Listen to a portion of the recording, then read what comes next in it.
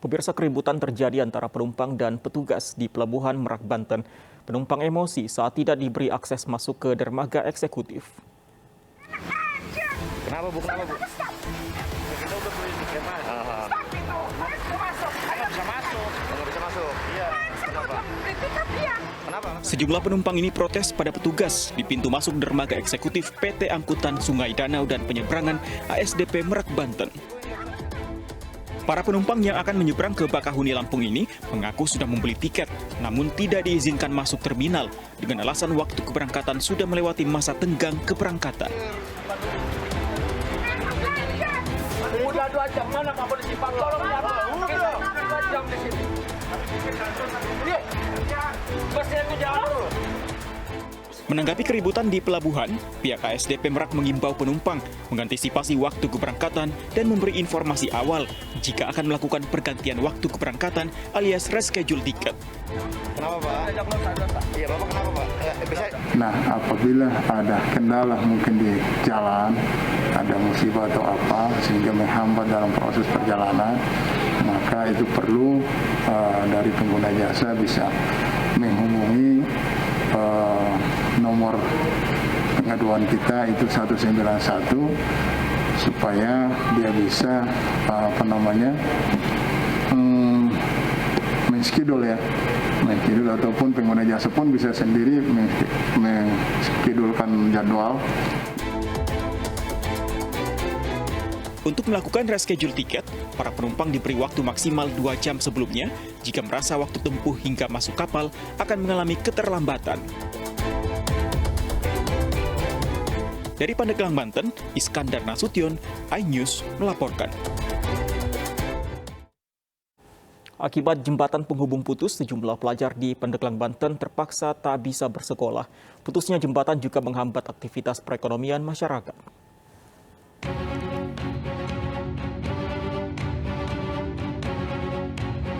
Belasan pelajar di Desa Pasir Loa, Kecamatan Sindang Resmi, Kabupaten Pandeglang, Banten, terpaksa tidak bisa bersekolah. Hal ini disebabkan jembatan gantung yang menjadi akses satu-satunya menuju sekolah terputus. Tanpa jembatan, para pelajar harus memutar sangat jauh dengan medan yang sangat berat menuju sekolah. Iya, ini jalur utama. Oh, yang dekat lewat sini? Iya. Kalau lewat yang lain emang kenapa? Jauh. Jauh? Jalannya. Kalau lewat sini deket ya? Iya, karena kan di sana anak sekolah di sana nggak bisa sekolah lanjut karena kan jembatannya runtuh, jadi kembali lagi. Oh, baik lagi, nggak sekolah? Iya, nggak sekolah. Nggak ada akses lain, Mbak? Nggak ada, karena kan kalau ada juga tapi jauh. Tak hanya pelajar, putusnya jembatan gantung ini juga menghambat kegiatan ekonomi warga. Warga berharap jembatan gantung yang menghubungkan 2 kecamatan bisa segera diperbaiki pemerintah, sehingga kegiatan ekonomi kembali pulih dan para pelajar bisa kembali mengakses pendidikan. Dari Pandeglang, Banten, Iskandar Nasution, iNews melaporkan. Pemirsa, seorang siswa sekolah dasar di Musirawa, Sumatera Selatan kritis setelah dikeroyok oleh sejumlah siswa lainnya. Korban diduga dikunci dalam ruang kelas sebelum akhirnya dikeroyok para pelaku yang merupakan kakak dan adik kelas korban.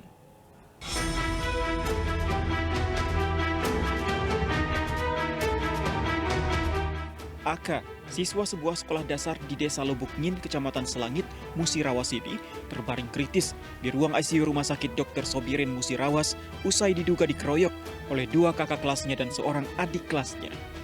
Saat kejadian, korban sempat dibawa ke puskesmas oleh para guru, namun karena kritis, korban dirujuk ke ICU.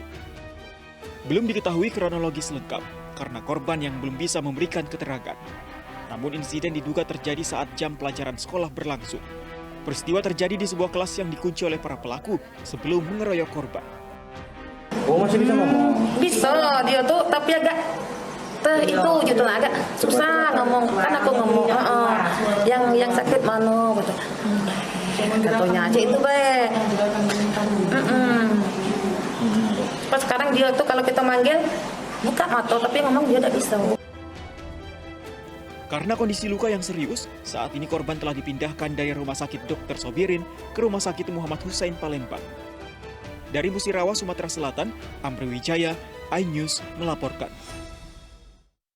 Lalu bagaimana kondisi korban saat ini? Kita bergabung dengan rekan kami, ada Ayu Felicia di Rumah Sakit Dr. Muhammad Hussein Palembang, Sumatera Selatan.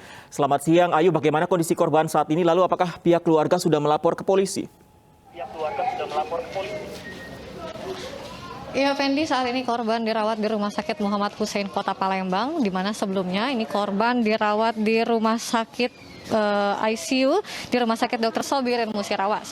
Korban dilarikan ke Rumah Sakit Muhammad Hussein Palembang ini pada Jumat atau Sabtu kemarin, yaitu tanggal 16 September kemarin. Kemudian juga dari beliau langsung masuk ke IGD RSMH, korban lalu dirawat. Setelah dari IGD, korban lalu dirawat di ruang Selinca untuk melakukan rawat inap.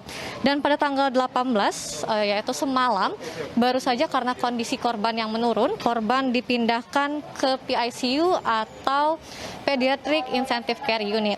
Saat ini korban ditangani oleh dokter spesialis bedah syaraf dan fisioterapi. Berdasarkan informasi dari ibu korban, yaitu Ibu Novikawati, kami mendapatkan informasi bahwa selama dirawat di ruang inap beberapa hari kemarin, korban sempat setengah sadar.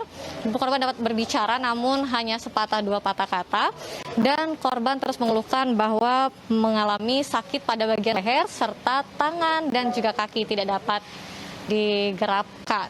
Sementara itu saat ini korban sudah, karena kondisi yang menurun semalam, korban dilarikan ke PICU dan sampai dengan pagi ini ibu korban belum mendapatkan informasi. Sampai dengan saat ini ibu korban belum mendapatkan informasi yang lebih pasti terkait kondisi dari korban AK ini sendiri.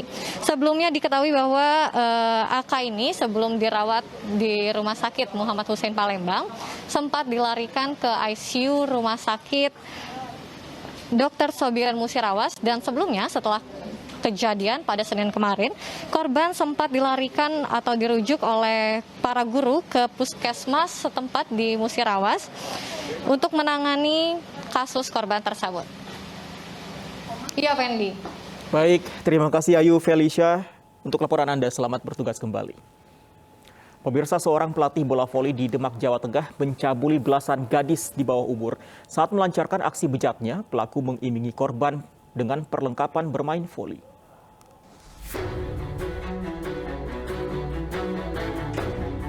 Rangkaian aksi bejat LK, 39 tahun warga desa Kembang Arum, Demak, Jawa Tengah ini berakhir di kantor polisi. Aksi LK yang merupakan seorang pelatih bola voli tercium petugas setelah salah satu korbannya hamil 8 bulan hingga harus berhenti sekolah. Korban dicabuli menjelang pertandingan voli. Tersangka meminta korban terlebih dulu datang ke rumahnya sebelum pertandingan dimulai, namun justru korban disetubuhi pelaku. Dari keterangan salah satu korban, pelaku melakukan penyelidikan hingga diketahui total gadis di bawah umur yang dicabuli LK mencapai 13 orang. Setiap dia melakukan aksinya, ya, itu dia mengiming-imingi ke korban itu mau dibelikan jersey, ya, bola voli, terus legging, beker, sepatu. Jadi perlengkapan bola voli itu diiming-imingi sebagai iming-iming, dan setelah latihan itu para korban ini juga ada yang dikasih uang. Kamu kasih apa aja itu? Ya seperti anak, kasih makan setiap hari. Istrimu kemana? Kerja. Pabrik? Ya. Waktu itu kamu raking di rumah? Ya. Atas perbuatannya, LK terancam hukuman penjara 15 tahun lebih. Selanjutnya, Polres Demak akan mengusut 12 korban lainnya. Dari Demak, Jawa Tengah, Sukma Wijaya, iNews melaporkan.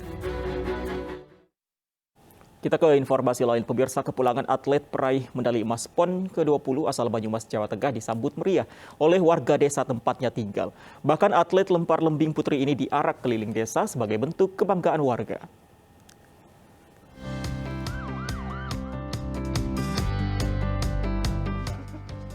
Kedatangan Antina Nur Kamila Intan Bahtiar tidak hanya disambut gembira pihak keluarga, namun juga warga desa Pangebatan, Kecamatan Karanglewas, Banyumas, Jawa Tengah. Atlet dari cabang lempar lembing ini meraih medali emas PON 20 Papua, mewakili Jawa Tengah. Bahkan putri pasangan Ahmad Siddiq dan Soima ini memecahkan rekor PON dan nasional. Penyebutan secara meriah ini dilakukan sebagai bentuk kebanggaan warga desa atas prestasi dari Athina ini. Tanya itu, pihak desa mengarak Athina keliling desa dengan menggunakan kendaraan terbuka. Arak-arakan rombongan Athina langsung menjadi perhatian warga, sehingga gadis berusia 23 tahun ini merasa terharu.